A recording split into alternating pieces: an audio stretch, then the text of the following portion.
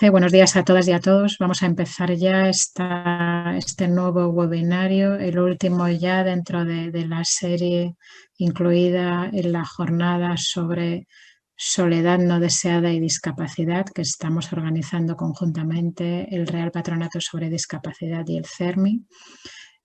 Hoy vamos a dedicarlo al acoso escolar como factor de soledad en las niñas, niños y adolescentes con discapacidad. Otro elemento muy importante en esta situación de soledad forzosa, no deseada, que viven en este caso infancia y adolescencia con discapacidad. Yo no quiero robar más tiempo para que haya la posibilidad de escuchar como ponentes y que haya debate con todas las personas que nos estáis acompañando. Quería agradecer a todo el mundo que hayáis querido participar en este webinario. Quería recordar también lo que ya ha puesto mi compañera Mercedes en el chat, que por favor apaguemos las cámaras y los micros, excepto la persona que esté hablando en ese momento. Yo sin más ya cedo la palabra a mi compañera Maite Fernández Campillo, que va a hacer la moderación. Gracias. Bueno, buenos días a todos. Muchas gracias, Pilar. Yo tampoco quiero robar tiempo porque la experiencia previa de los 5 webinarios anteriores es que debemos dar todo el tiempo tanto a los ponentes como a los participantes y escuchar todas sus aportaciones, que efectivamente están siendo realmente interesantes. Confirmar lo que comenta Pilar, para las dos instituciones está siendo una actividad muy importante y bueno, esperamos que sea un poco la semilla de otros trabajos a realizar en este tema. Sin más, voy a dar paso a Jesús Martín Blanco. Jesús, desde la posición además del Observatorio de Convivencia Escolar, creo que, bueno, pues que puede iluminarnos y hacer una exposición digna de esta apertura de la jornada. Jesús, cuando quieras. Que abro cámaras y vídeo. Buenos días a todas. Bueno, pues la verdad es que felicitar al CERMI y al Real Patronato por abordar de manera intensa el tema de la soledad como un factor de riesgo y muy vinculado a la situación de discapacidad. Yo empezaré diciendo que la soledad tiene que ser entendida como un sentimiento complejo y que está ligada a múltiples causas, aspectos y significados, aunque si bien es cierto, la ciencia viene a definir la soledad como esa ausencia o déficit de relaciones personales. El ser humano, como un ser social que somos, tiene la necesidad natural de crear vínculos, de tener relaciones sociales, afectivas con los demás, y no solo como parte de su conducta natural para que forjemos nuestra propia identidad como individuos, sino porque no somos capaces de atender nuestras necesidades si no nos comunicamos, no compartimos y no vivimos en comunidad. Esta idea, que ya fue establecida por Aristóteles y Tomás de Aquino, quienes apuntaban, ellos decían el hombre, yo digo el hombre, la mujer, somos sociales por naturaleza, es decir, que el origen o el fundamento de nuestra sociedad radica en la propia naturaleza humana, que tiene la sociabilidad una de sus características iniciales. Pero esta idea tenemos que conectarla con el discurso de los derechos humanos, en el que la igualdad, las libertades y la justicia social tienen que estar presididas por la inclusión y la vida en comunidad como derechos.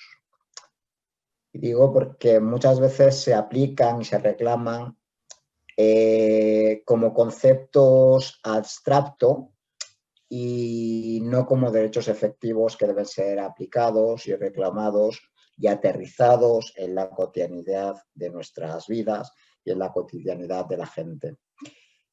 Y sí digo derechos porque así se recoge en la Convención Internacional sobre los Derechos de las Personas con Discapacidad, que, como sabéis todas, es una ley española y a la luz de la cual se deben construir nuestras políticas públicas.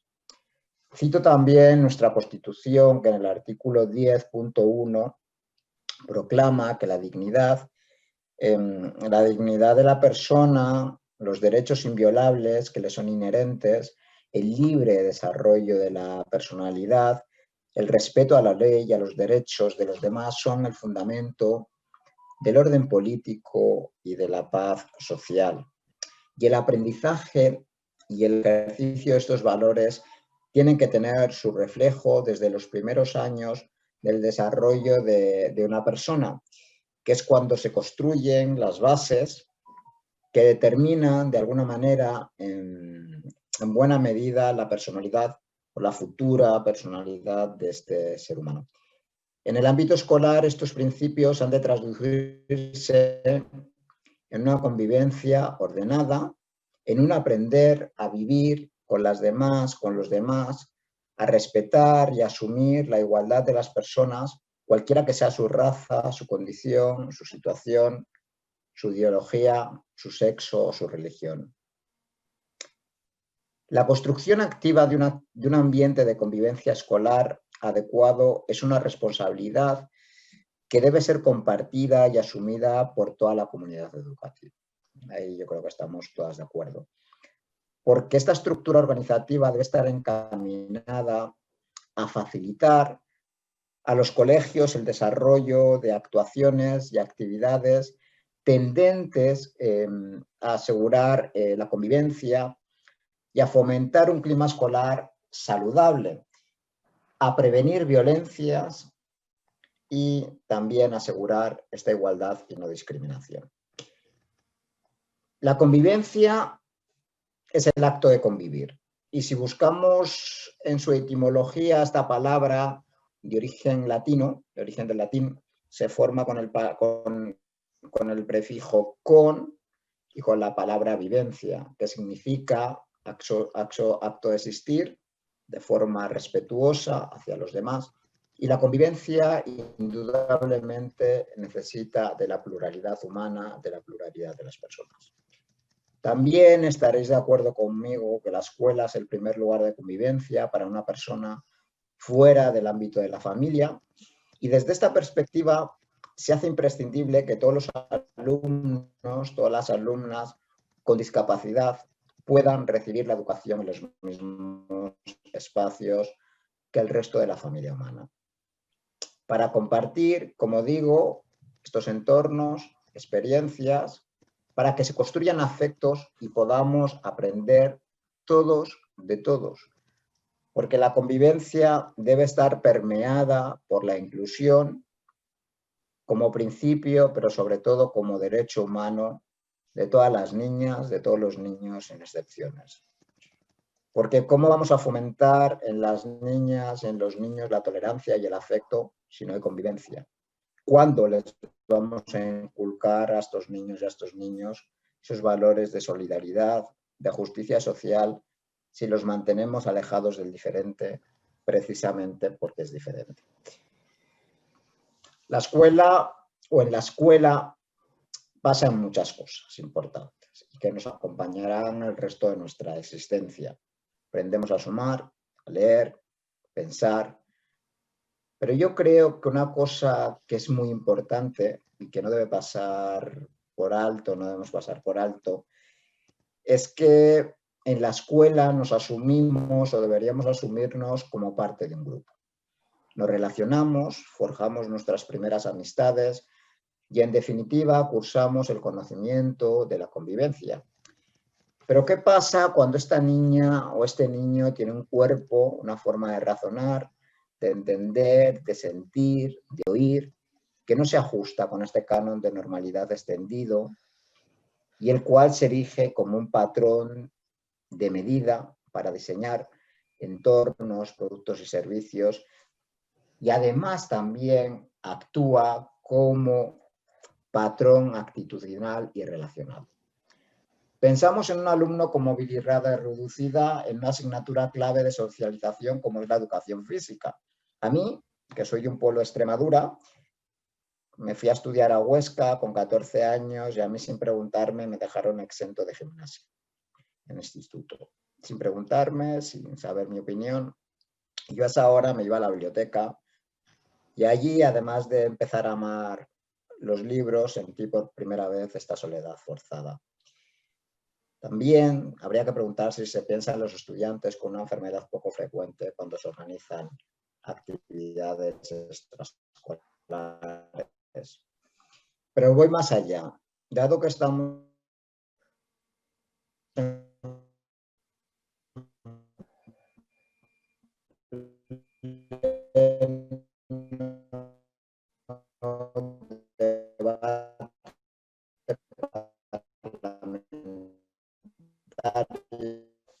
sigue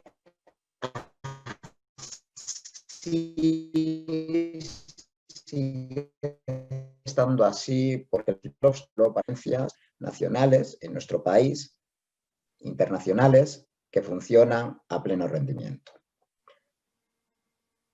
Por todo ello, la inclusión es una oportunidad, o tenemos que verla como una oportunidad de país, de mejora colectiva y de convivencia cívica. En este sentido, debemos hablar de educación inclusiva como un derecho de todas las niñas y de todos los niños, independientemente de sus circunstancias vitales, socioeconómicas, de identidad, de origen y de género. Yo recuerdo que en este país se sigue existiendo colegios, fundamentalmente privados, concertados, que tienen, bueno, pues tintes de épocas muy pasadas que deberíamos tener olvidadas, en que las niñas y los niños estudian separados. La escuela inclusiva es, en definitiva, una escuela en la que todas las personas están juntas y se educan juntos. No olvidemos que nuestros niños y nuestras niñas serán los adultos que dirigirán España en el futuro próximo. Y entonces, ¿por qué nos empeñamos en seguir inculcándoles la diferencia desde edades muy tempranas? Porque ¿cómo van a abordar y a entender y querer respetar a las personas con discapacidades más intensas cuando estos sean adultas y nunca los han visto? ¿Cómo puede ser la escuela un lugar donde se construya democracia y al mismo tiempo se clasifica la infancia? Esta es sin duda una práctica nociva que condena a niñas y a niños con discapacidad, gitanos, niños pobres al ostracismo social y que refuerza en nuestro caso la idea de vidas ocultas, asistidas o marginales en nuestro imaginario colectivo. Pero hay otra variable que sin duda va a facilitar la convivencia escolar de la infancia y la adolescencia con discapacidad y que mitigará, como estamos viendo ya aquí, la soledad no deseada. Y es la accesibilidad, porque para nosotras la accesibilidad es ese password, esa clave para estar y ser en sociedad. No podremos jugar si los patios tienen barreras. No podremos interactuar, si nos faltan apoyos técnicos y humanos que permitan nuestra comunicación. O algo tan sencillo, no podremos hablar con nuestros colegas de la serie de moda si esta serie no está subtitulada o audioescrita. Y todo esto son factores que nos van alejando de nuestros iguales, porque las barreras ponen de relieve aquello que no podemos hacer y sin duda son el elemento discapacitante. Se acaba de reactivar el Observatorio de Convivencia Escolar, un órgano consultivo que nace con la vocación de hacer de las escuelas espacios de bienestar y libres de violencia. Hay ilusión. Yo estoy convencido de que nuestra nueva etapa y el nuevo plan estratégico que se trabajará en el observatorio tratarán de mejorar estas cuestiones que os acabo de relatar. Y aquellas que me conocéis bien sabéis que pondré todo el empeño para que así sea.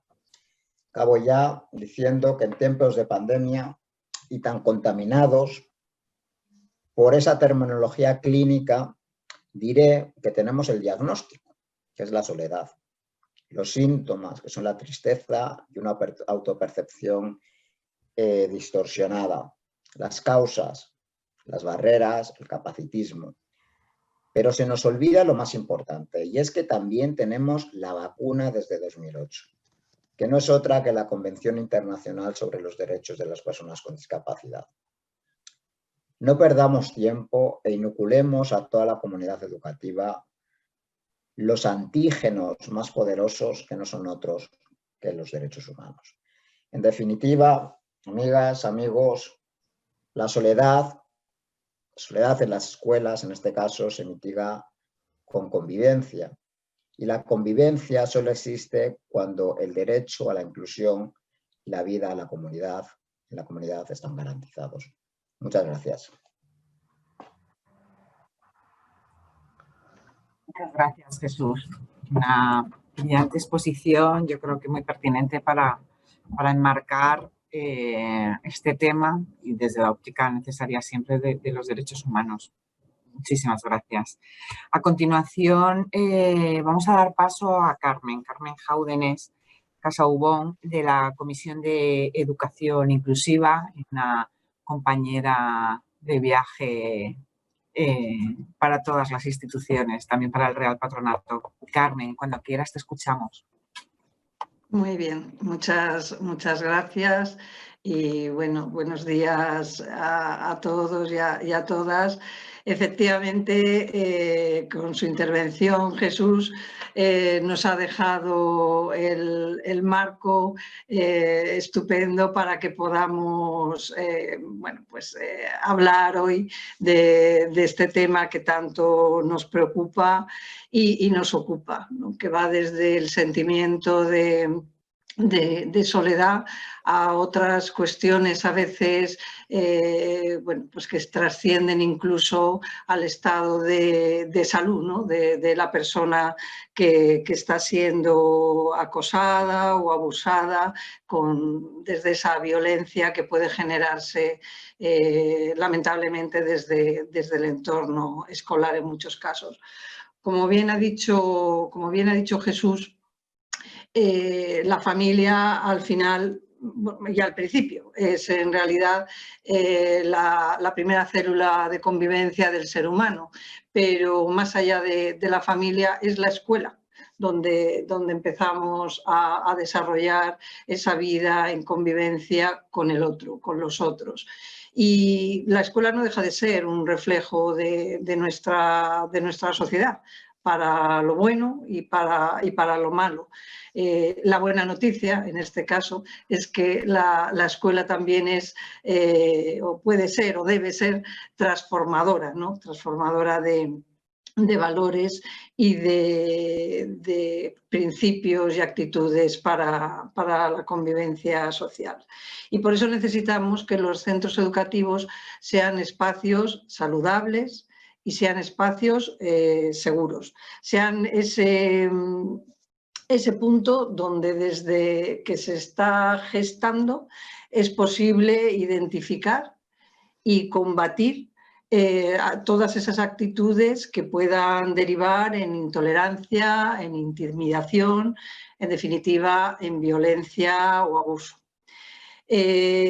Y hay que saber que si estas actitudes no se corrigen en este punto de origen, cuando se están gestando, finalmente desencadenan una cadena que va desde el rechazo a la exclusión, al acoso y a la violencia. Y esto sucede así en los espacios educativos más formales, como pueden ser incluso el interior de las aulas, pero suceden, y no con poca frecuencia, en los espacios de actividad menos estructurada. Los recreos, los comedores, los vestuarios del gimnasio, las actividades de ocio. Y muchas veces este es el primer signo de alerta. Cuando se produce esa exclusión, cuando hay una actitud de discriminación, cuando no hay participación en estos espacios y en estas actividades más informales y menos estructuradas. Por tanto, si quisiéramos acercarnos a cuál puede ser una explicación del acoso, siempre tendríamos que hacer un análisis social, un análisis del entorno, pero también un análisis individual. Hay que ver un poco cuál es ese contexto cultural, sociofamiliar, donde se genera el acoso. De dónde proviene el acosador o la acosadora y cuál es la situación o las circunstancias personales de la víctima en este caso. En el caso de las personas con discapacidad, además de este análisis más contextual o más individual, tenemos que dar un pasito más allá e identificar cuáles son esos prejuicios y esas desigualdades que preexistentes a todo este contexto. Todos sabemos, ¿no?, que la sociedad, a pesar de lo muchísimo que podríamos decir que se ha avanzado, siempre que echamos la mirada atrás vemos que hay avances. Bueno, pues a pesar de todos esos avances, la sociedad está cargada de prejuicios y de estereotipos. Prejuicios, tópicos que seguramente el acosador o acosadora ha oído o ha vivido hasta en su propio entorno familiar. Y eso a veces les hace sentir que están en el derecho a discriminar a las personas con discapacidad. Sienten un cierto respaldo, incluso a veces un cierto refuerzo social en esas actuaciones de discriminación y de exclusión. Por su parte, individualmente, el alumnado con discapacidad, el alumno o la alumna con discapacidad, sobre todo a partir ya, bueno, pues de la segunda, la infancia, es muy probable que haya sentido ya sobre sí mismo alguna actuación de discriminación y haya reconocido en su entorno barreras que no le permiten participar e incluirse como uno más con el resto de su entorno. Barreras de todo tipo, como bien decía Jesús, físicas, mentales, cognitivas, de comunicación. Y además de lo que encontramos en el entorno social, la carga que puede traer el propio alumno de su experiencia, los centros educativos pues no están exentos, lamentablemente, también de estas barreras que al final dificultan esa inclusión y esa participación en condiciones de igualdad con el resto de los alumnos en los colegios. También hay que pensar que en algunos casos, por sus circunstancias personales o por la propia condición de la discapacidad, hay algunos alumnos que pueden tener dificultades significativas para ellos establecer por sus propios medios relaciones y participar en igualdad de condiciones en interacciones sociales. Eso hace que sean también más vulnerables y que tengan dificultades para identificar y prevenirse de esas situaciones de rechazo o de violencia. Por tanto, en resumidas cuentas, sea desde una fuente exterior o sea por circunstancias individuales, el hecho es que el acoso, la violencia escolar, al final surge de una vulnerabilidad, de una situación de vulnerabilidad que en esto el acosador o la acosadora es sagaz y sabe identificar con mucha facilidad y le hace que actúe de forma repetida y constante en el tiempo con ataques de naturaleza diversa que van desde pequeños hurtos, insultos, difundir rumores, provocar un rechazo explícito en las actividades de juego, en las conversaciones, en cada uno de los entornos donde se mueven dentro de los colegios los alumnos. Y esto en el alumno afectado, en la víctima en este caso, pues provoca también unos efectos: baja autoestima, inseguridad, miedo, somatizaciones, estados de ansiedad, cuadros depresivos, en definitiva, elementos que lo único que van haciendo es sumar vulnerabilidad y mayor justificación o mayor motivación hacia un retraimiento, hacia un aislamiento, hacia una vivencia en soledad de una situación que está perjudicándole en todos los sentidos, ¿no? A nivel emocional y a nivel también, pues, de su desarrollo como escolar y como estudiante. Hay muchas cosas por hacer. Desde el CERMI y desde su Comisión de Educación hemos participado, pues, en la elaboración de una guía en relación con la prevención del acoso escolar. Participamos en su momento también en el diseño del primer plan de convivencia escolar que hizo el Ministerio de Educación, creo que es del año 16, si no recuerdo mal. Y hay muchísimas cosas por hacer, pero, como decía, por empezar por el principio, quizá el primer objetivo a batir sería el desconocimiento.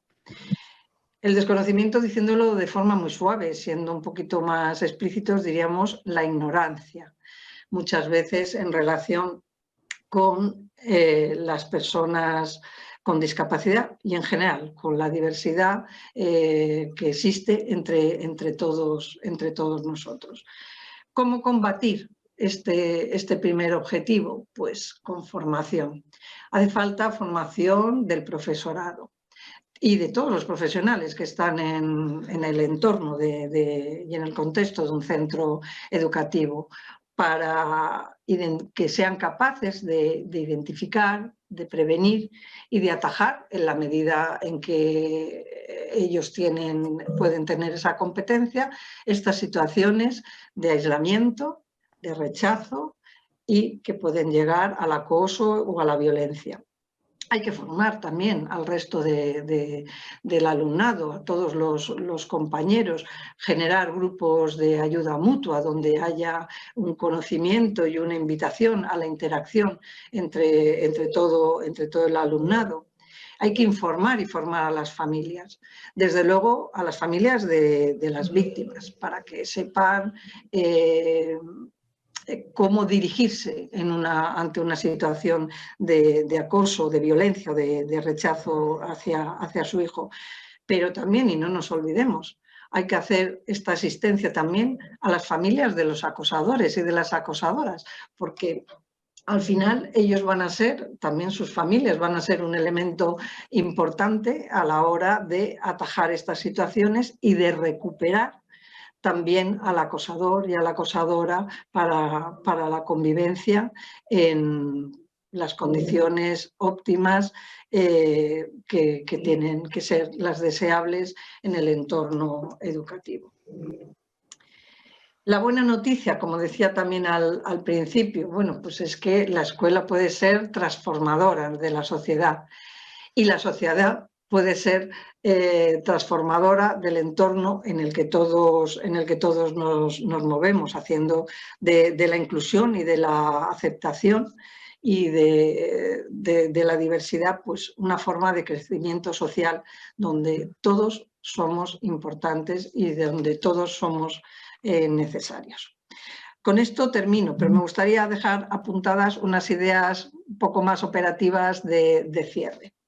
La primera, me han salido 7, seguro que hay más y estas serán válidas y habrá otras seguramente también igual o más válidas que estas de resumen. La primera, lo importante que es generar en los niños y en las niñas, en todos, con y sin discapacidad, una imagen positiva de sí mismo.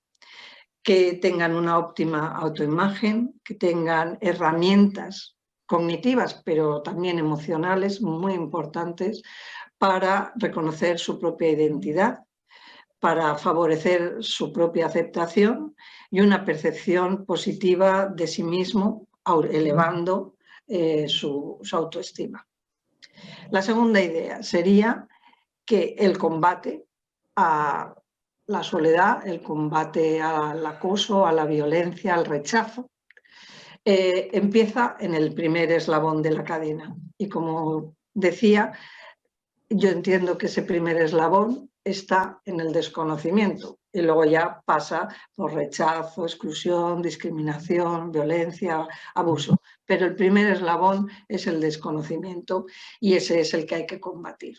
Por tanto, la tercera idea sería que hay que promover recursos orientados a la formación del profesorado, de todos los profesionales que intervienen en un centro educativo, a las familias, como decía antes, y también una formación especializada a aquellos profesionales que van a atender los servicios de atención y de apoyo y de asistencia al alumnado que sea víctima de esta lacra que es el acoso escolar. La cuarta idea sería la atención, el apoyo y la recuperación de las víctimas. Y esto, evidentemente, solo se puede hacer con recursos accesibles, donde la accesibilidad esté presente en todos y cada uno de ellos, con la formación, como decía, de los profesionales que tienen que ocuparse de estos programas de atención y apoyo, y contando con el movimiento asociativo de las personas con discapacidad y de sus familias. La quinta idea sería que tiene que haber canales de atención y de denuncia fácilmente identificables, con protocolos sencillos, con los mínimos pasos posibles que haya que dar, tanto por parte del profesorado, que puede en un momento dado necesitar apoyo, o puede ser el propio denunciante, la propia víctima o su familia. Hace falta que estos canales sean sencillos y fácilmente identificables por todos. La sexta idea sería que, ojo y atención a las nuevas formas y a los nuevos espacios de acoso. Y estamos pensando, seguramente todos, y lo hemos podido ya vislumbrar, seguramente ya teníamos alguna experiencia, pero bueno, con la situación de confinamiento, con los entornos virtuales de enseñanza, los entornos virtuales de ocio, seguro que hemos tenido también alguna experiencia que nos ha hecho poner el foco en esas nuevas situaciones, en esos nuevos espacios de acoso o de rechazo. A veces por lo que es el propio ciberacoso, que todos conocemos, pero a veces la falta de accesibilidad a estos entornos virtuales es el primer paso para que haya una falta de participación, una exclusión de participación, un rechazo, y eso ya nos aboca a una cadena en la que puede desembocar en esa vulnerabilidad y en esa situación de discriminación o de acoso. Y la séptima idea y última es que no nos podemos olvidar que el alumnado con discapacidad forma parte del sistema educativo. Es uno más. Es uno como cualquier otro o como cualquier otra. Y le afecta lo bueno y lo malo del sistema. Pero como no nos podemos ir tampoco a los extremos, no podemos pensar que todo se explica o se justifica por la discapacidad en situaciones de vulnerabilidad, pero tampoco podemos caer en que la discapacidad es la excusa para, ante estas situaciones, no actuar o no hacerlo de forma adecuada. Creemos que para esto y para tener este conocimiento es importante que las administraciones utilicen indicadores y exploren de forma diferenciada cuál es la situación del alumnado con discapacidad, del alumnado con necesidades educativas especiales en su conjunto, para que utilizando también un poco el paradigma clínico, ¿no? Porque es imposible que pueda haber un buen diagnóstico si no se ha hecho una exploración exhaustiva, si no disponemos de los datos, y evidentemente no se puede hacer prevención si no tenemos el conocimiento que nos aporta el diagnóstico. Y para todo ello, y por último, con esto termino, pues es imprescindible que se cuente con el movimiento asociativo de las personas con discapacidad y de sus familias. Muchas gracias, Carmen. Gracias por la exposición y por la claridad en esa relación de 7 ideas, que yo creo que corresponde también un poco con lo que hablaba Jesús de la falta de tratamiento. Bueno, pues esas 7 ideas yo creo que vienen muy bien para marcar el camino. Bueno, a continuación vamos a dar paso y vamos a dar voz a nuestras alianzas. Y dentro de este apartado voy a dar la bienvenida a Sabina Lobato de Fundación 11 y te doy paso sin más para que nos hables de este tema. Sabina, bienvenida, gracias y cuando quieras. Muy bien, muchas gracias a todos. En primer lugar, agradeceros que me invitéis a este webinario tan interesante y tan necesario.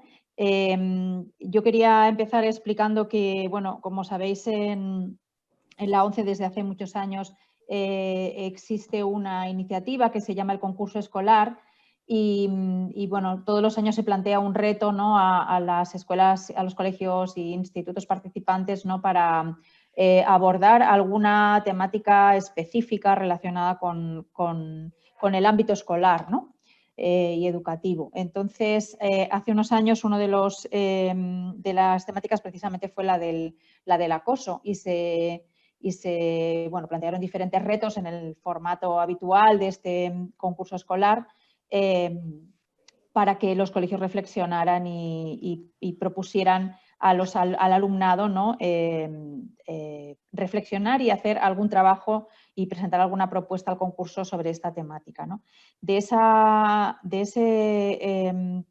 trabajo, de esa edición del concurso escolar y también un poco del trabajo que veníamos haciendo en Fundación 11 relacionado con el tema de generar recursos y ahí, bueno, pues referiros para los que no conozcáis nuestra biblioteca infantil. Sabéis que nuestra prioridad en la Fundación 11 es el empleo y la formación de las personas con discapacidad, también el tema de la accesibilidad. Entonces, este tema del ámbito educativo lo tocamos un poco de refilón, pero bueno, la iniciativa de la biblioteca escolar surgió como una colaboración con otra fundación y poco a poco fue tomando su propia vida y ahora mismo pues tenemos ya bueno, títulos prácticamente que cubren el conocer y acercarse a todas las discapacidades para los alumnos de menor edad, ¿no? Los primeros lectores, pues tercero de educación infantil y primeros años de primaria, ¿no?, que es cuando los niños están empezando a leer.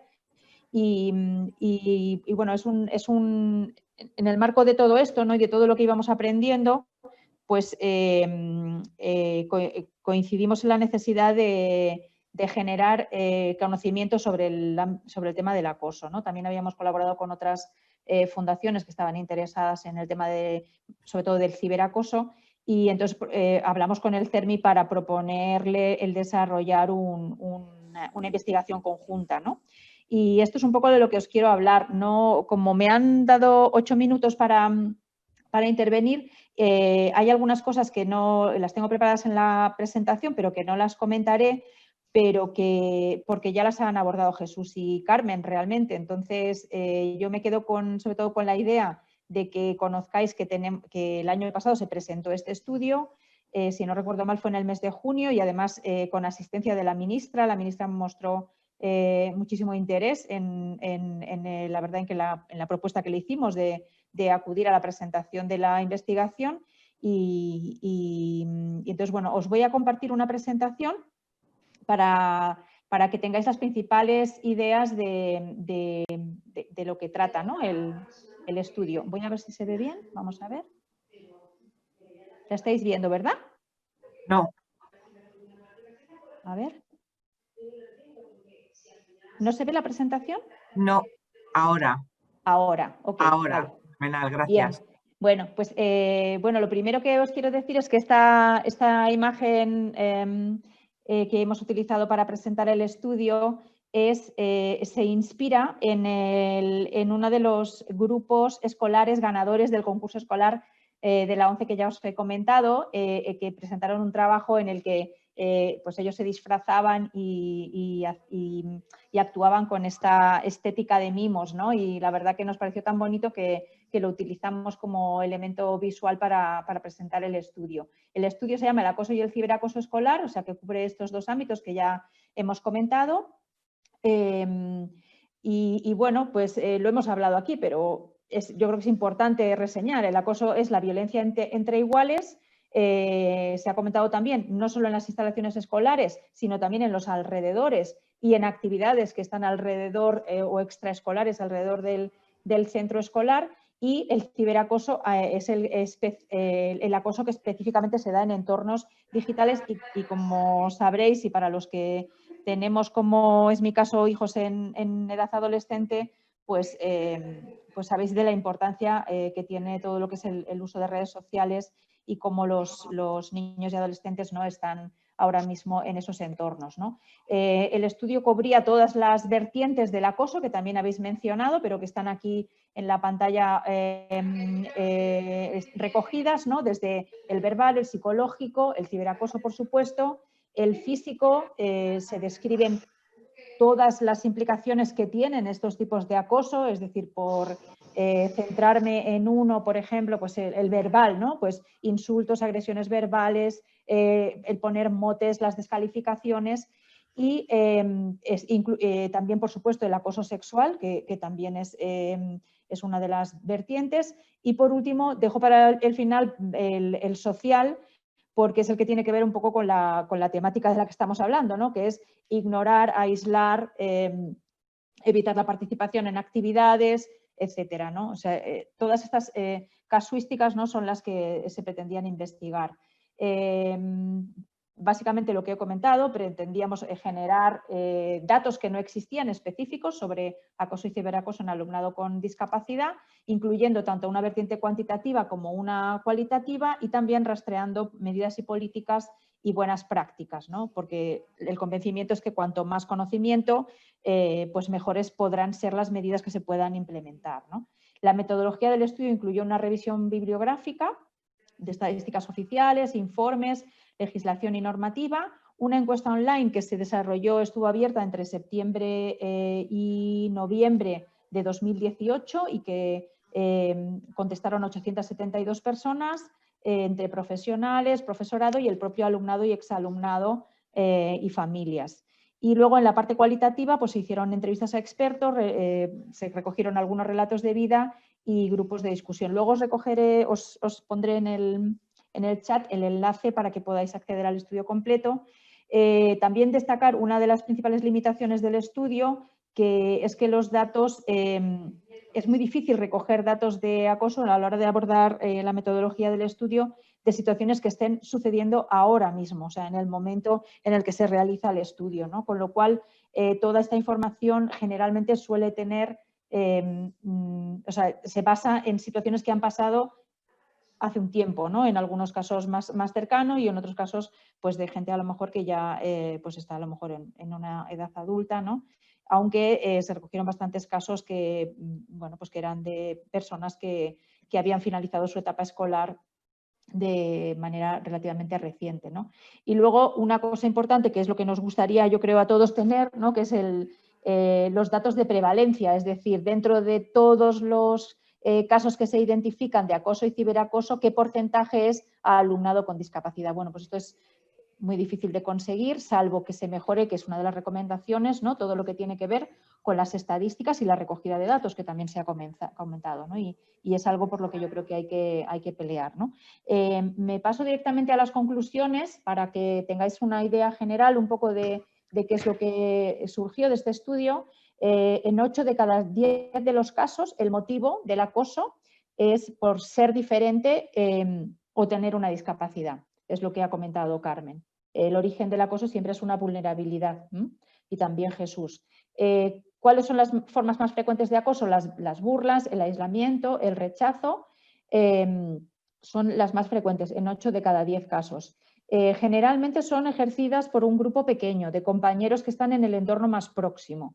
7 de cada 10 alumnos sufren la situación en los pasillos o cuando no está el profesor delante, pero muy importante que 4 de cada 10 también estando en la propia aula. O sea que aquí también es importante el que el profesorado sea capaz de detectar esas situaciones, dado que se identifica que en un 40% de los casos, ¿no?, de las personas que han contestado se han producido situaciones en el propio aula. Y luego, en cuanto al tema del ciberacoso, pues dijéramos el entorno en el que se produce más vulnerabilidad es a través de WhatsApp, ¿no?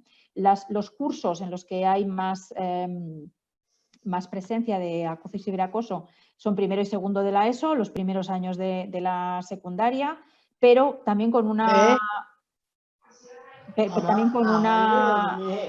importante presencia en los 2 últimos años de la primaria, un 37%. 6 de cada 10 víctimas lo han sufrido durante años, esto también lo ha comentado Carmen. ¿Y esto a qué lleva? Pues lleva a que las personas los alumnos acaban normalizando las víctimas, acaban hasta normalizando estas situaciones, ¿no? Se resignan, dijéramos, a que eso forme parte de su vida, ¿no? Y luego que la mitad de los jóvenes optan por contárselo a otras personas, solo la mitad de ellos. O sea que hay otra mitad que lo están sufriendo y que no lo están compartiendo con sus progenitores o con otros adultos, ¿no? ¿Qué consecuencias tienen? Pues bueno, son muy negativas, como ha comentado Carmen, desde muchos puntos de vista, tanto emocional como social, y muy importante también para su futuro, también las consecuencias que tienen en el desempeño académico, ¿no?, de los alumnos. Solo 2 de cada 10 reconoce que otros compañeros han salido en su defensa, y esto también es una información muy relevante con respecto a qué es lo que se puede hacer. Y luego que los protocolos de prevención e intervención no siempre se aplican o si existen dentro de los centros, se desconocen o no existen recursos suficientes para que los puedan implementar los centros, ¿no? Bueno, las recomendaciones están muy en línea con lo que ha comentado Carmen y Jesús. Protocolos efectivos y accesibles de prevención, detección, protección e intervención, es decir, las 4 fases, ¿no?, que serían, dijéramos, el recorrido que tendríamos que cubrir. Luego, que haya un trabajo interdisciplinar entre los profesores, el ámbito educativo, las entidades de la discapacidad. Muy importante que las entidades de la discapacidad puedan participar en la generación de soluciones, ¿no? Ampliar también los recursos y la oferta formativa, también se ha comentado. También programas educativos para las familias y las entidades de la discapacidad, para que estas situaciones que decíamos del 50% que no lo comparte con adultos, con sus padres, puedan existir maneras de detectar estas situaciones, ¿no? Y esto yo creo que aquí puede hacer jugar un papel muy importante la formación. La accesibilidad a los canales de comunicación, se ha comentado también, y elaborar y divulgar guías accesibles, vigilar mucho los momentos más críticos, que son las transiciones entre las distintas etapas educativas, que son situaciones de especial vulnerabilidad para el alumnado. Y luego, muy importante, en algunas de las prácticas se ha visto la figura del alumnado ayudante. Otros compañeros, normalmente sin discapacidad, a los que se les asigna dentro del centro y dentro del aula una función, dijéramos, de vigilancia, ¿no?, o de acompañamiento, ¿no?, a los protocolos para evitar que estas situaciones se produzcan o Sabina, se las identifiquen. Sí, termino. Sí, por favor, un par de Perdón. minutos. Sí, Perdón, por favor, bueno, gracias. nada, no queda más que esto. Nada, el tema de campañas de sensibilización, muy importante. Seguir promoviendo la investigación junto a las estadísticas, que lo he comentado antes. En esto, bueno, pues estamos ahí en la lucha. Sabéis que el CERMI tiene su grupo relativo a estadísticas y aquí estamos siempre atentos a ver dónde la discapacidad puede incluirse. Y, por supuesto, avanzar en una educación inclusiva real, que es un poco lo que ha incidido también mucho Carmen, ¿no? y la participación de las organizaciones de la discapacidad en todo lo que se haga. Y nada más, muchas gracias.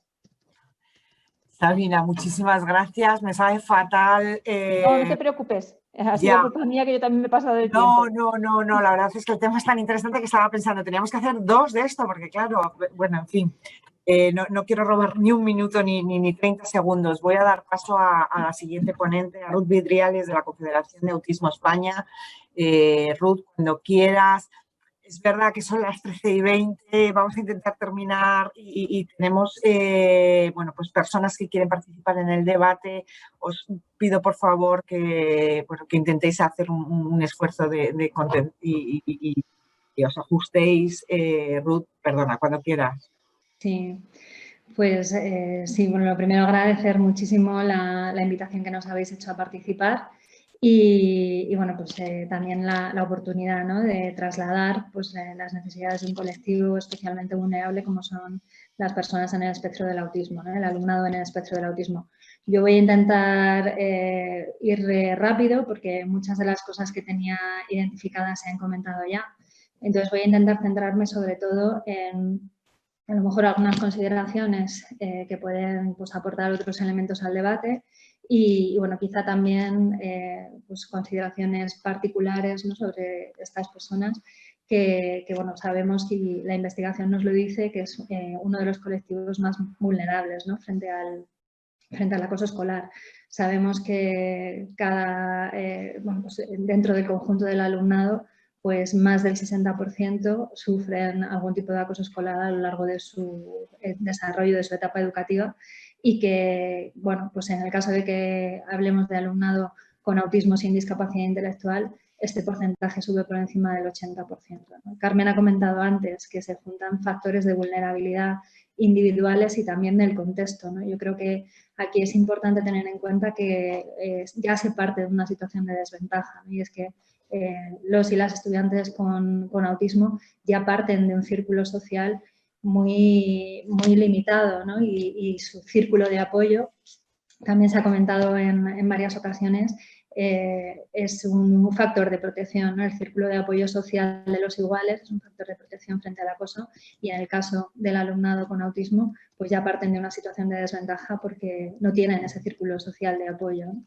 Sí que me gustaría insistir en que a veces pensamos, ¿no?, que por sí mismo el autismo ya es un factor de riesgo y sí que me gustaría un poco insistir en que realmente el autismo no tiene por qué marcar el que alguien vaya a ser víctima de acoso. Jesús lo comentaba al principio y yo creo que sí que es muy importante tener en cuenta el papel fundamental que tiene el contexto en las dinámicas que se generan, ¿no? Porque el acoso al final se genera siempre en un contexto grupal, ¿no? En un entorno pues donde, bueno, siempre o la mayor parte de las veces tiene ese refuerzo de que hay otras personas de los grupos que, bueno, o bien apoyan pasivamente que ese acoso suceda porque son testigos que no actúan, o bien incitan a que ocurra, o bien perpetran el acoso en sí mismo. Entonces, yo creo que sí que tener en cuenta ese papel tan importante de los iguales y ver en qué manera son factores de protección o agravantes, ¿no?, que en un momento determinado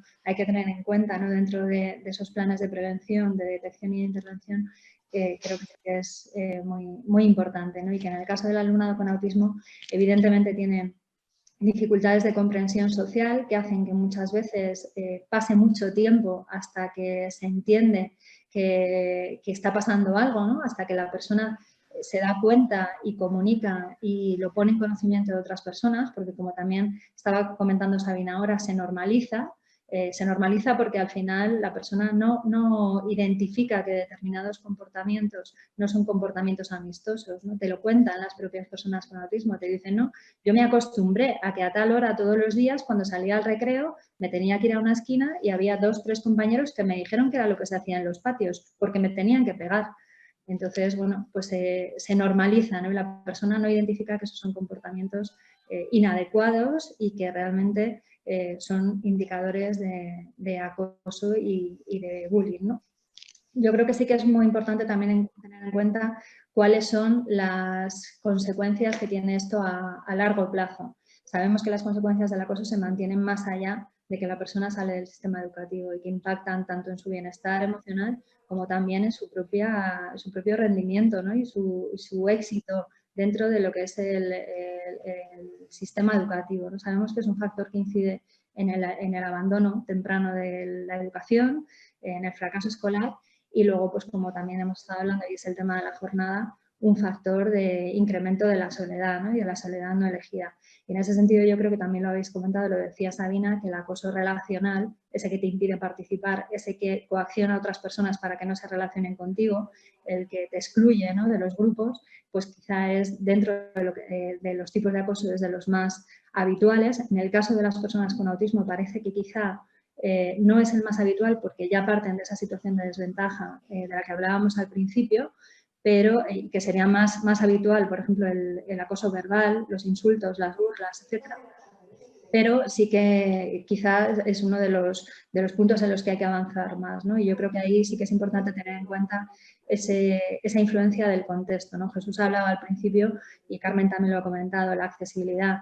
Yo creo que es muy importante el que realmente tengamos esa visión integral de la accesibilidad y que incorporemos la accesibilidad cognitiva a la comprensión del entorno y la usabilidad del entorno, no solo físico, sino también social, sino también a nivel de comprensión, como uno de los aspectos fundamentales a favorecer cuando hablamos de favorecer la accesibilidad en la escuela. Porque el entorno social en las escuelas es enormemente complejo para cualquier niño, para cualquier niña, para cualquier adolescente. Pero para el alumnado con autismo es muy complejo enterarse, manejarse y bueno, pues estar dentro de lo que son las interacciones que habitualmente se producen en el ámbito escolar, ¿no? De las amistades, de le caigo bien, le caigo mal, quiere ser mi amigo, no quiere ser mi amigo. O sea, todo lo que tiene que ver con la comprensión social tiene que estar dentro de los factores que tenemos que tener en cuenta a la hora de hacer más accesible un contexto como el de la escuela. Y yo creo que, bueno, dentro de lo que son las prioridades de actuación, se han comentado muchas, yo creo que las que tienen más que ver con la intervención directa en los contextos escolares ya se han referido, ¿no? Pues toda esa parte de formación, de conocimiento. En el caso del autismo, la formación en las escuelas sobre cómo apoyar al alumnado con autismo, cómo favorecer la inclusión del alumnado con autismo, cómo adaptar las metodologías de enseñanza, de evaluación, cómo acompañar en los procesos sociales, es una necesidad que el propio contexto educativo ya lo pone de relevancia, lo está demandando el propio contexto educativo. Y yo creo que es esencial, ¿no? Y en el caso del acoso más todavía, ¿no? Cómo se adaptan los programas, cómo se evalúa, cómo se detecta, cómo se interviene con la persona que es víctima, cómo se interviene con la persona que es el victimizador, cómo se interviene con las familias de todos, que Carmen también lo comentaba. Y yo creo que falta un poco la parte del compromiso social, ¿no? Al final el acoso es una lacra social y es una lacra que arrastra a toda la sociedad en su conjunto, ¿no? Hablábamos de la importancia del papel de la familia también. Yo creo que un agente de sensibilización son las familias de los otros alumnos y las otras alumnas, porque al final van a ser elementos esenciales para que sus hijos e hijas comprendan la diversidad, vean la riqueza de la diversidad y también pues, acompañen y apoyen a esos estudiantes que tienen necesidades de apoyo educativo, que tienen una discapacidad en el contexto escolar. Y creo también que esa parte de investigación y de datos es fundamental. Yo creo que es esencial que en cualquier tipo de consulta, en cualquier tipo de sistema de información y en este caso en todo lo que se haga del sistema escolar para poder avanzar en el conocimiento de cómo está afectando el acoso, se incorpore evidentemente el factor de la discapacidad como un elemento que hay que tener en cuenta, ¿no? Como una variable a analizar dentro de esos estudios. Y luego, pues yo creo que sí que es interesante también y muy importante tener en cuenta qué pasa con los colectivos dentro de la discapacidad que son especialmente vulnerables, como es el caso de las personas con autismo. Entonces, yo creo que ahí, dentro de las prioridades, además de todas las que se han señalado ya, yo creo que tiene que haber un compromiso social, un compromiso hacia la sensibilización y la concienciación de la sociedad y, evidentemente, un compromiso también por parte de los poderes públicos para que las políticas públicas incorporen esto desde el inicio, tanto las estatales como las autonómicas, porque si no se queda un poco en el ámbito de actuación de cada escuela, ¿no? Y cada escuela, en función de su proyecto, de su concienciación, de su compromiso, etcétera, hace o no hace, pero tiene que haber un compromiso que vaya más allá. Nada, y nada, pues, esperar luego al turno de debate para seguir compartiendo con todas las personas que asisten. Sí, Muchísimas gracias, Ruth, y gracias por el esfuerzo de someteros a este tiempo que efectivamente se queda corto con la magnitud del tema. Mil gracias. A continuación damos paso a Ricardo Ibarra, de la Plataforma de Infancia, que forma parte también de esas alianzas tan importantes que además estáis comentando vosotros a lo largo de vuestras exposiciones. Ricardo, cuando quieras. Hola, buenos días a todos y todas. Y nada, simplemente yo sí que voy a intentar que recuperéis un poco el tiempo, que sé que vais muy tarde, así que voy a ser muy breve, sobre todo porque me iba a repetir en muchas de las cosas que ya han dicho otros compañeros y compañeras, ¿no? Yo, como sabéis, el CERMI, pues hemos conseguido colaborar más allá de temas puntuales a través de un convenio de colaboración con la Plataforma de Infancia, lo cual esperemos que se traduzca en que sigamos fortaleciendo esas alianzas que llevamos iniciado en los últimos años y que creemos que hay que consolidar, ¿no? La plataforma, como bien sabéis, es una red de ONGs que trabajamos directamente en derechos de la infancia, donde estamos 68 organizaciones, algunas son entidades que compartimos con el CERMI, y el CERMI, bueno, pues veíamos la necesidad de, como entidad que representa a las personas con discapacidad, pues poder trabajar los derechos de los niños y niñas con discapacidad, ¿no? Lo hemos hecho en el informe complementario al o en otro tipo de alianzas, y también han surgido alianzas entre nuestras entidades y el propio CERMI en temas de educación, de segregación, de educación inclusiva. El tema que abordamos hoy pues, también es un tema que relacionamos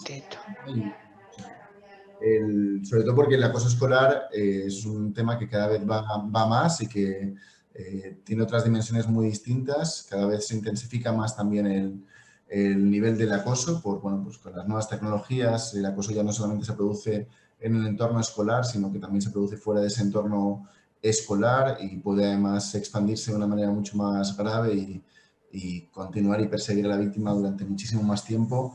Y, lógicamente, especialmente preocupados cuando hablamos de acoso escolar de la situación de los niños y niñas con discapacidad, ¿no? Como bien han salido en esta conversación, los estudios nos plantean que además de que es muy difícil de detectar, los casos que detectamos, estamos hablando de que alrededor del 80% de los niños o niñas con discapacidad en algún momento han sufrido bullying, han sufrido algún tipo de acoso de distinto grado, de distintas maneras, ¿no?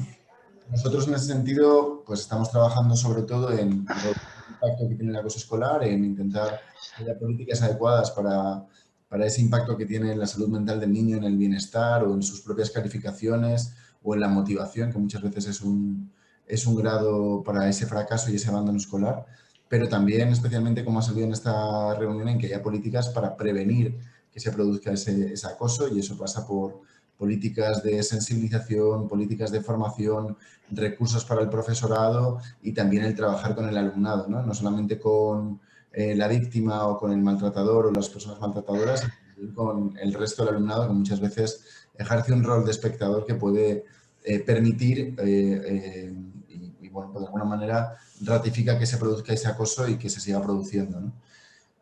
Perdón por la interpretación, que creo que hablo muy deprisa. Lo siento mucho. Bueno, más allá de eso, lógicamente también las políticas en las que estamos trabajando es que esos planes de convivencia sean planes reales, y eso implica que haya protocolos claros en los centros, que se pongan en marcha adecuadamente y se tenga en cuenta la voz de los niños y de las niñas independientemente de su edad, lo cual lamentablemente muchas veces en la práctica es un gran hándicap, un gran problema que nos encontramos.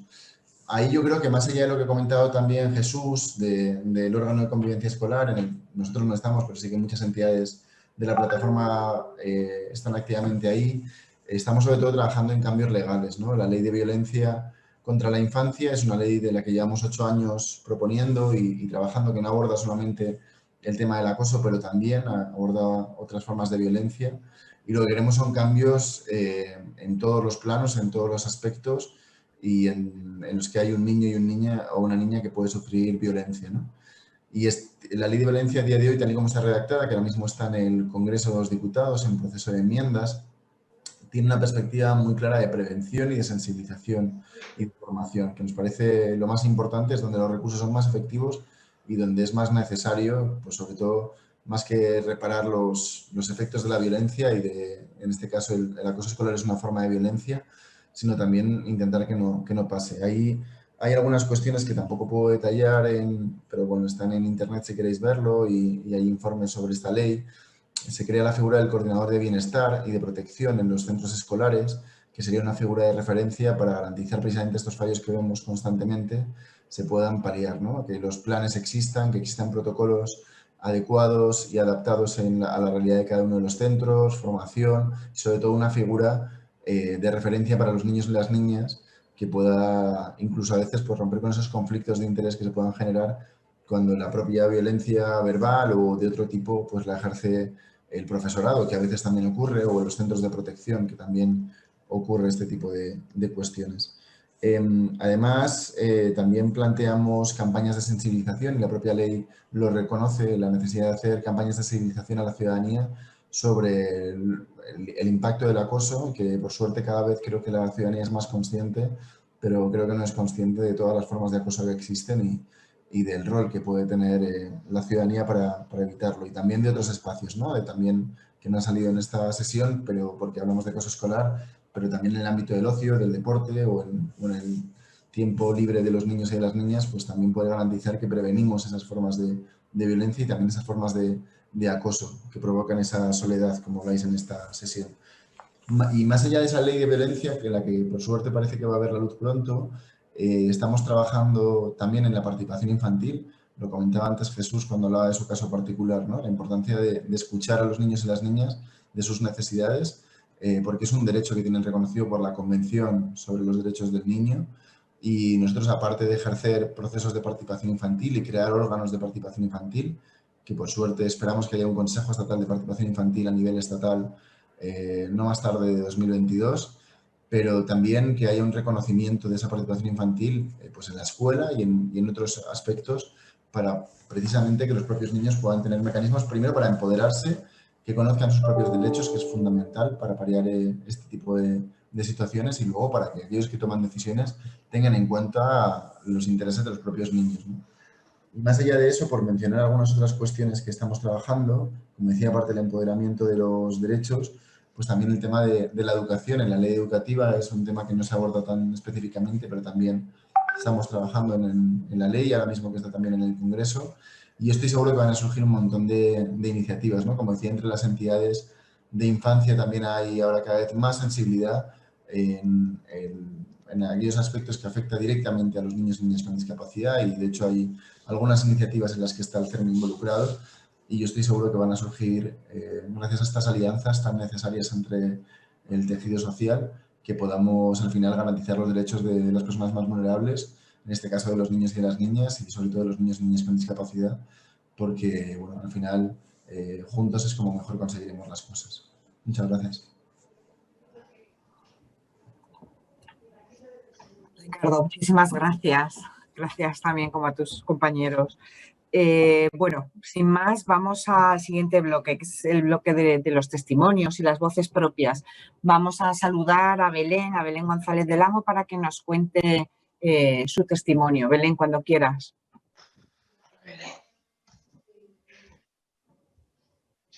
Belén. ¿Me veis y me oís bien? Sí. Perdón, que no me dejaba iniciar el vídeo. Perfecto. Perfecto. Bueno, buenos días a todos. Muchísimas gracias. Quería dar las gracias al CERMI por contar conmigo en este webinario y por abordar este tema tan importante. Yo me llamo Belén, tengo 21 años y soy ciega total de nacimiento. Y bueno, la mayoría de mi educación ha sido educación inclusiva y quería compartir mi experiencia, pero no como una experiencia individual, no como un testimonio individual, a ver sino cómo lo hago. algo que Laura, ¿me ayudas? la mayoría de poner niñas bien con discapacidad que yo conozco de mi edad y más pequeñas están viviendo una cosa parecida. Es más, queríamos que una menor con discapacidad interviniera o grabara un vídeo para este webinario y yo he intentado hablar con mucha gente que yo conozco y todas me han dicho que no podían hablar de esto porque era muy duro. Entonces, yo quisiera que mi experiencia sirviera un poco para dar voz a toda esa gente. Bueno, yo con 3 años empecé a ir al colegio y fui al colegio, pues al colegio que me tocaba, el que estaba al lado de mi casa, el que iba mi hermana. Y yo al principio había muchísimas cosas que no entendía. Yo no entendía por qué yo tenía que tener libros diferentes, por qué yo no podía pintar como el resto, por qué yo no podía correr como el resto, por qué ¿por qué no podía jugar como ellos? ¿Por qué tenía que usar la máquina Braille? ¿Por qué tenía que usar el bastón? Yo fui entendiendo muy poco a poco que eso era porque era ciega. Bueno, uno de los recuerdos para mí más vivos del colegio y también más dolorosos es que yo, con 6 años, yo pasé de etapa de infantil a primaria con los mismos compañeros, con todos mis compañeros. Y lo que pasó fue que de repente, en el primer día de curso de primero de primaria, mis compañeros no me hablaban para nada. Yo me acercaba a ellos a decirles hola y no me hablaban, se iban corriendo. Y desde ese día me di cuenta de que el recreo iba a ser la asignatura más difícil que yo iba a tener que superar en el colegio. Yo estaba siempre sola, yo no tenía amigos, yo no jugaba con nadie. Y yo os prometo que de verdad que yo lo intentaba, pero es que entre que yo no sabía o no podía, a mí nadie me había enseñado a jugar como ellos. Y que yo cada vez que me acercaba a un grupo de gente, aunque estuvieran solo hablando, me echaban o me daban a entender que yo no era bienvenida, o se iban corriendo, o me querían dar a entender que se iban como moviendo un poco los pies, haciendo como que andaban, pero seguían ahí, pues yo no sabía cómo hacerlo. Bueno, con 8 años empezó lo que fue pues el bullying como tal, o el acoso escolar, o podemos llamar como queráis. Yo claramente era la más vulnerable y la más débil de la clase, por tanto, todos mis compañeros, especialmente las niñas, empezaron a meterse conmigo todo el rato. O sea, yo qué sé, cosas muy tontas. De un día me empezaron a tirar gomitas como bolitas de goma de borrar al pelo y me dijeron que tenía liendres y que daba asco. Otro día yo, por ejemplo, daba clases de baile en el colegio y teníamos abanicos y entonces muchas veces me empezaban a dar aire con los abanicos y me decían que no me enteraba de nada, que estábamos en la calle y que estábamos en el patio y que porque iba vestida como de baile y que no me enteraba de nada. O yo qué sé, un día hubo paella en el colegio para comer y tenía como conchitas como de marisco y yo cuando estaba comiendo la paella, en una de estas me metí sin querer una conchita en la boca e intenté pues con 2 dedos como así para no tragarme la concha. Bueno, pues se rieron de mí, daba asco comer conmigo, o yo qué sé, me movían las cosas de sitio, me escondían las cosas. Y a mí lo que más me duele de toda esta situación no es la actitud de mis compañeros, porque al final ellos eran niños y yo qué sé, al final, no sé, a mí lo que más me duele es que ningún profesor nunca hizo absolutamente nada por ayudarme. Yo no sé si no se dieron cuenta, si miraron para otro lado, yo no lo sé.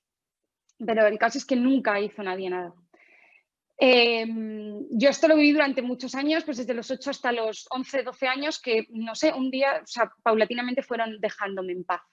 Entonces lo que acabó pasando es que yo acabé normalizando esta situación. Yo no contaba nada en casa, yo empecé a creer que era culpa mía porque hacía las cosas mal y porque era ciega. Entonces lo que me empecé a creer y lo que empecé a pensar es que yo era ciega y por tanto esa ceguera me iba a impedir hacer nada de provecho en la vida y que yo siempre iba a estar condenada a ser la rara, la diferente, la tonta.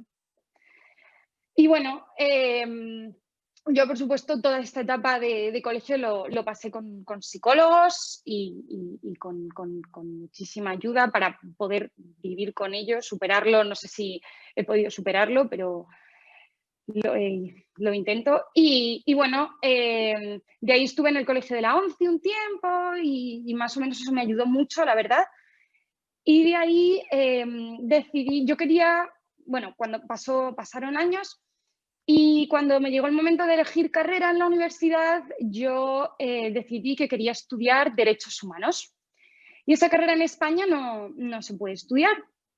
Entonces yo busqué universidades y me fui a Irlanda, que era una universidad donde se podía estudiar esta carrera. Entonces, a mí me gustaría ponerlos en contexto. Yo estaba en una de las universidades públicas más grandes de Irlanda, donde, yo qué sé, en mis clases a lo mejor había 250, 300 personas, y donde cada uno iba muy a la suya y donde la mayoría de la gente era irlandesa. Todo el mundo conocía ya a alguien antes de ir a la universidad, porque Irlanda es relativamente pequeña, entonces todo el mundo tenía, pues yo qué sé, a su amiga del colegio o a su prima que tal, o al amigo de la amiga, que entonces ya conocían a gente. Entonces, yo qué sé, yo estaba ahí un poco, no sabía muy bien, y además todo el mundo tenía a su familia muy cerca, por lo tanto todo el mundo se iba, yo qué sé, los fines de semana con su familia, yo no. Entonces, yo allí no sufrí bullying como tal, nadie se rió de mí, pero sí me sentí muy sola. Me sentí muy sola porque todo el mundo quería ayudarme y le parecía como una pasada que yo estuviera ahí sola y todo eso, pero al final nadie me veía como una igual, nadie me veía como una persona que podía llegar a ser su amiga. Yo me acuerdo de las poquitas veces que salí de fiesta allí con mis compañeros de clase, me decían, pero tú puedes salir de fiesta y a ti te gusta y tú bebes, pero y tú puedes divertirte como nosotros. Y yo decía, pues claro, si al final soy como vosotros. Y yo de verdad que intenté ser muy abierta y hablar de todo y responder todas sus preguntas, pero al final a mí me era también una situación muy, muy complicada. Y bueno, yo, para terminar, quisiera decir 3 cosas que para mí me gustaría que se quedaran en la mente de todos. Lo he dicho antes, pero lo repito. Mi experiencia no es solo mía. Muchas, muchas niñas con discapacidad están viviendo cosas muy similares. En segundo lugar, yo no os estaría contando esto si no hubiera sido por el Colegio de la ONCE, por el apoyo de mi familia incondicional y por la ayuda de muchísimos psicólogos. De hecho, a mí me sigue costando hoy por hoy hablar de esto y mi familia no sabe ni la mitad de lo que os estoy contando yo aquí. Y la tercera cosa y la más importante es que si desde el movimiento de la discapacidad y desde las organizaciones relacionadas con la discapacidad no hacemos algo pronto, ya, muchas niñas con discapacidad se van a quedar atrás porque ya está pasando. Ya hay niñas con discapacidad que no han sido capaces de superar esto y de afrontar esto y que lo están pasando muy, muy, muy mal. Muchísimas gracias.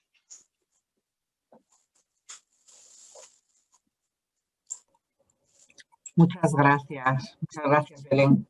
Un testimonio, pues eso, que nos llega a todos, efectivamente. Una valentía y una fuerza envidiables.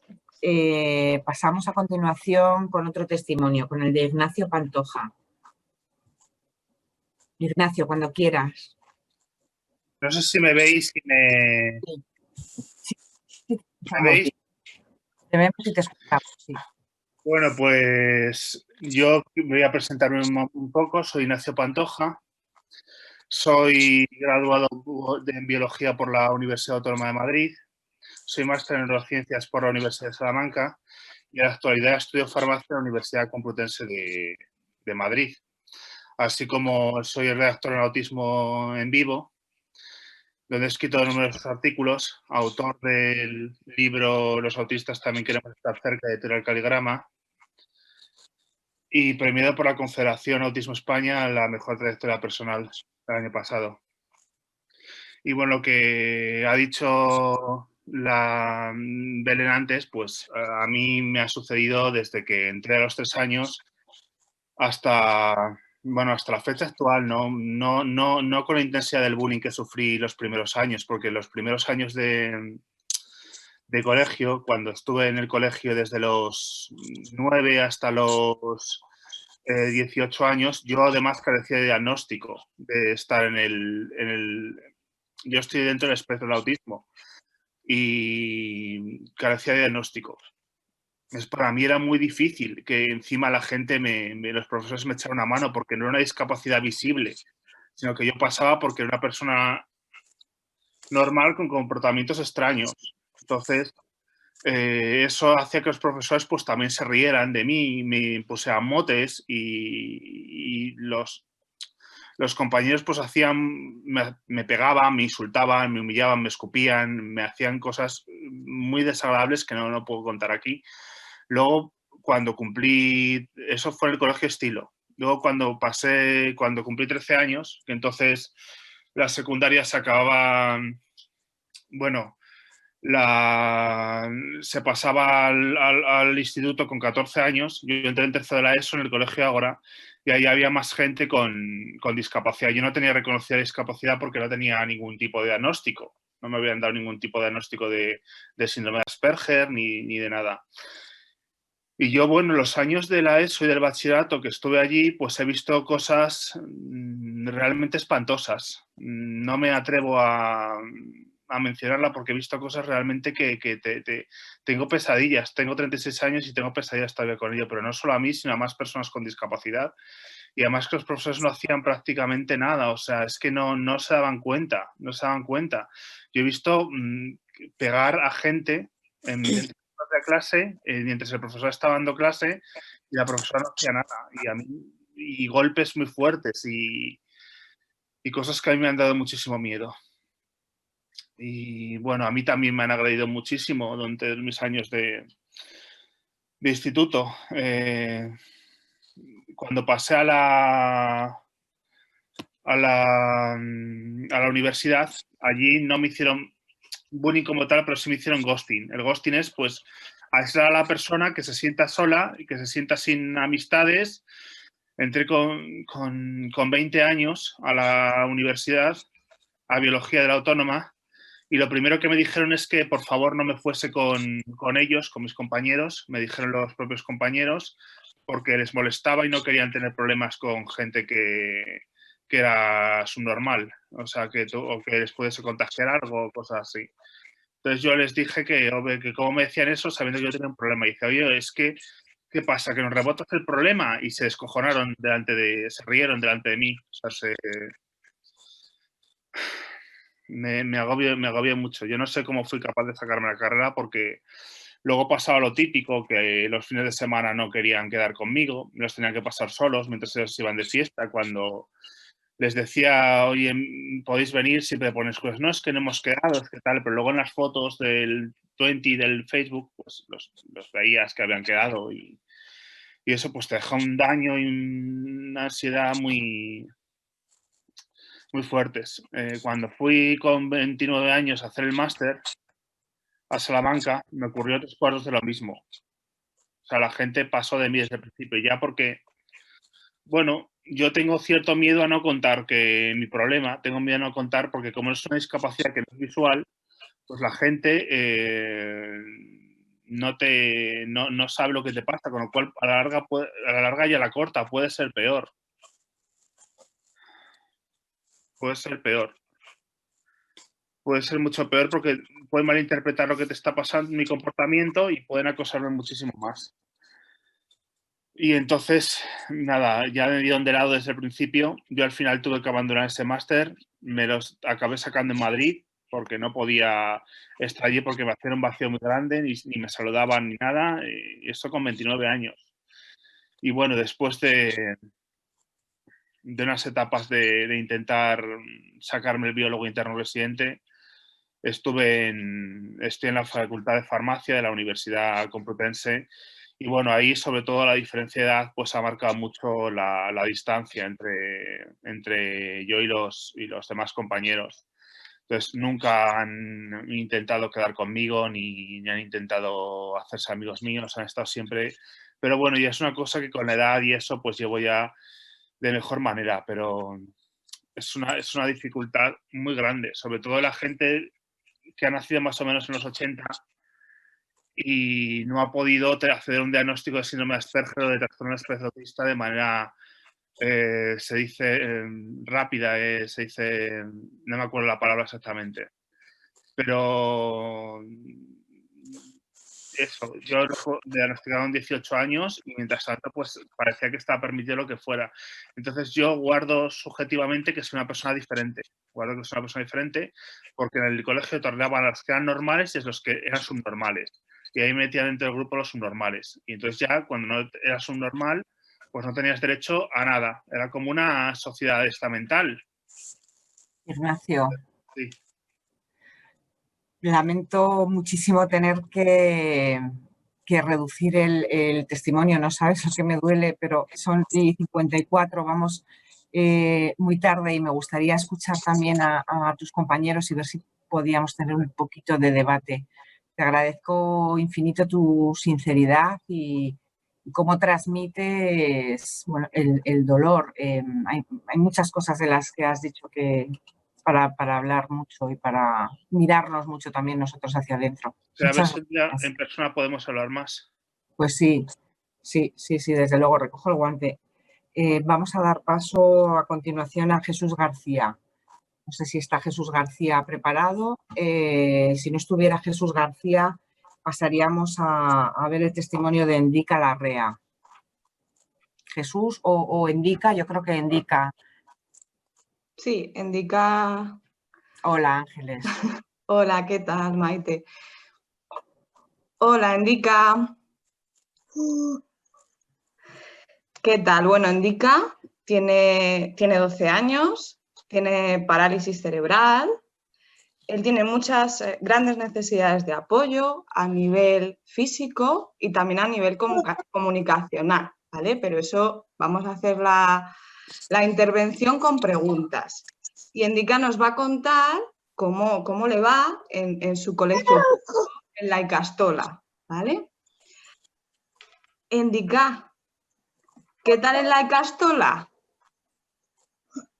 ¿Te gusta la Icastola? Sí. ¿Y te sientes...? Sí, dinos. Acojonante la Icastola. ¿Y te sientes bien allí? Sí. ¿Los profesores, el profesorado te ayuda para estar en las clases? Sí, vale. ¿Y el resto de compañeros y compañeras te incluyen en los juegos? Sí. Sí, vale. ¿Nos quieres poner alguno de los ejemplos de los juegos en los que te incluyen? Andoni quizá nos podría ayudar un poquito. Sí. Con alguno de los ejemplos. A ver, Endica. Pues en los recreos suelen jugar al pilla-pilla y está integrado. Pues siempre hay algún compañero que le lleva en la silla, le trae, pues le tienen como uno más. También suele jugar a hockey, ponen el palo del hockey en la silla y otro le lleva. Bueno, se lo pasa bomba.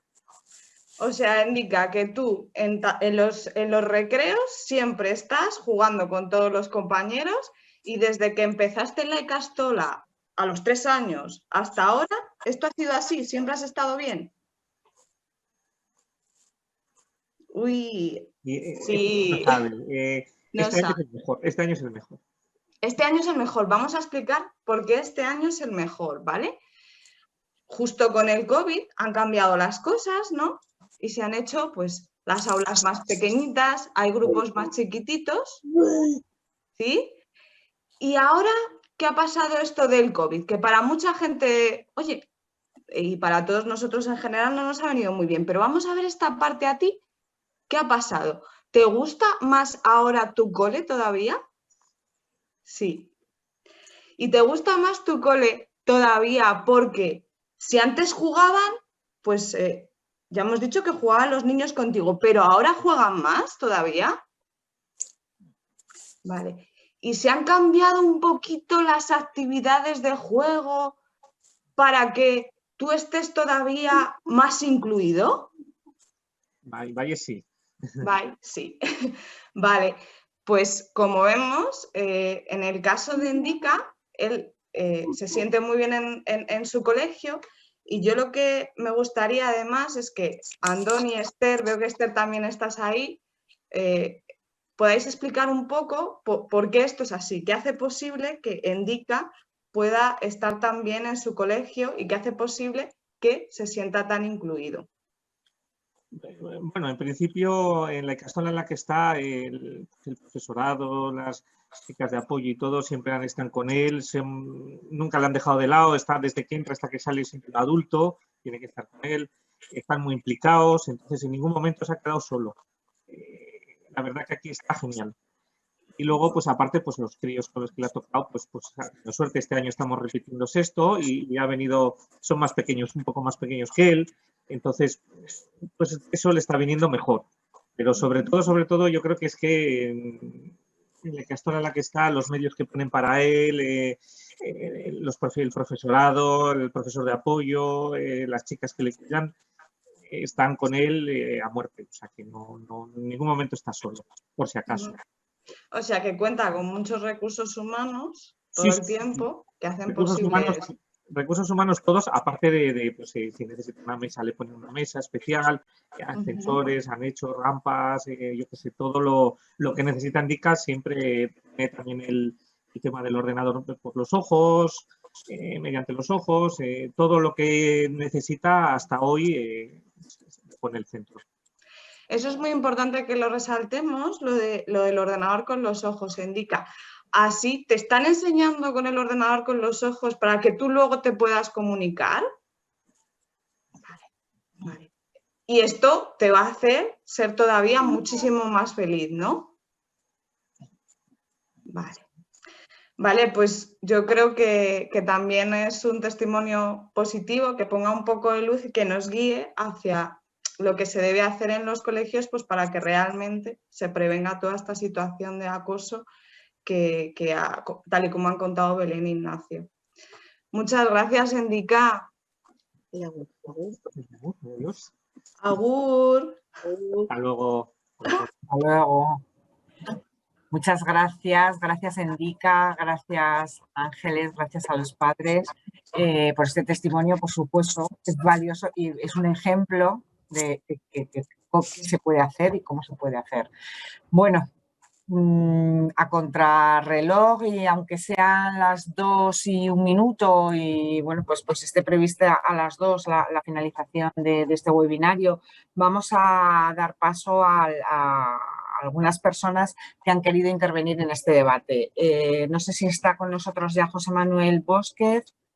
Si no está, vamos a pasar la palabra a Juan Carlos. Juan Carlos, si te pido brevedad en la exposición, si estuviera, o Juan Francisco, perdón, que es la otra persona que nos ha solicitado intervenir. No sé quién eres, bueno, pues te pido brevedad, te lamento muchísimo la distribución de los tiempos, pero cuando quieras te escuchamos. Vale, antes de nada, mi nombre es Juanfran y yo he venido porque Ignacio Pantoja me invitó a esa sesión en la que estoy ahora mismo, ¿vale? De hecho, he estado presente para conocer vuestros puntos y tal, y bueno, quería saber una cosa respecto a todo esto en el que, por cierto, me ha resultado muy interesante. ¿Sabían, a ver cómo lo explico yo? ¿Sabían diferenciar entre una persona que es abusiva pero que a lo mejor lo empuja a su familia o que sea, entre una persona abusiva que tiene, por ejemplo, un trastorno muy serio como es el trastorno de la personalidad narcisista o el trastorno de la personalidad antisocial? Porque es que las diferencias son muy grandes, no sé si me explico. Una persona que es abusiva pero que a lo mejor es un inconsciente, bueno, igual se puede educar para que, por ejemplo, ¿cómo se dice esto? Se puede educar para que pueda tener más tolerancia a los discapacidades, pero es que en el otro caso, que el que tiene el trastorno de la personalidad narcisista o antisocial, es que estos es, si van a por esa persona con discapacidad, vaya a por él hasta destrozar por completo. Entonces, me gustaría saber si saben de ese tema o si ya tienen planes para diferenciar entre una persona que es empática, pero que a lo mejor actúa de forma abusiva para por media inconsciencia, y entre la otra persona que es abusiva y entre que tiene un verdadero problema verdaderamente serio por causas de no poder conectarse emocionalmente con la gente. No sé si me explico. Sí, Juan Francisco, te explicas perfectamente. Bueno, yo creo que todas las personas que trabajan en el entorno de este tema sí son conscientes de los distintos tipos, de distintos comportamientos que se pueden tener, pues es por parte de los iguales, por parte de personas que por desconocimiento, por inconsciencia, como tú dices, o bien por unas causas concretas. Me entiendo que eso es fundamental, poder distinguirlo para poder formar e informar de maneras diferentes en función de los perfiles. Muchas gracias, Juan Francisco, por Vale. Y por cierto, a los estos, yo sé mucho de este tema y bueno, si alguien necesita apoyo de este tipo, no duden en contactar conmigo, que yo sé mucho de este tema y por eso me presento precisamente para saber los testimonios y si necesitan ayuda, yo poder darles algunos tips para superar eso. Pero bueno, solamente es eso. Muchas gracias. Gracias, Juan Francisco, por tu ofrecimiento. Muchas gracias.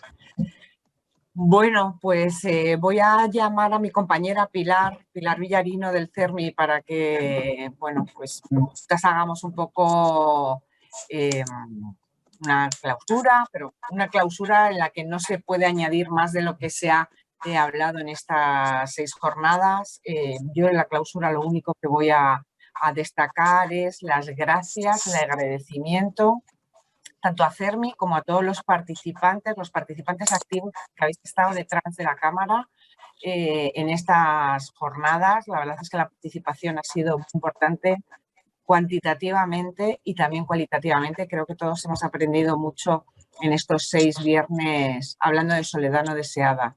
Daros las gracias a todos en nombre del Real Patronato. Disculpar a mi director que iba a estar presente en esta clausura y no ha podido. Es un tema que realmente nos interesa mucho y creo que hay mucho por hacer en todos los ámbitos que hemos tratado cada uno de estos viernes. Agradeceros siempre la colaboración. Pilar. Sí, yo me sumo a lo que acaba de decir Maite. Por parte del CERMI no vamos a parar. Esto forma parte de una estrategia que se va consolidando. Este año se ha iniciado, pero que por supuesto seguirá en años sucesivos. Hoy mismo han salido situaciones que tenemos que tratar. Por supuesto que las niñas y los niños no solo sufren soledad por motivo de acoso escolar, sino soledad por su propia situación de discapacidad. Esto lo hemos analizado un poco en el ámbito universitario, pero somos conscientes, y hoy nos lo habéis recordado, que también sucede en los colegios. Y con esto quiero decir que hay muchísimas situaciones que todavía no hemos podido tratar, pero que no dudéis que desde el CERMI las trataremos. Sabemos que el Real Patronato sigue siendo un compañero de viaje en este tema tan importante. Y yo quiero poner en valor sobre todo que los testimonios, la necesidad de acompañamiento y el acompañamiento que se percibe en estos webinarios, yo creo que es un factor que hay que subrayar porque pienso que es esencial en este avance. Así que por mi parte solamente agradecer todas estas participaciones. Recordar también que esto se va a grabar como los demás webinarios, que lo colgaremos en la página web del CERMI, lo compartiremos y que haremos un pequeño documento de conclusiones y recomendaciones de futuro que también vamos a compartir. Y nada más, muchísimas gracias, de verdad. Yo muy emocionada, desde luego. Sí. Gracias.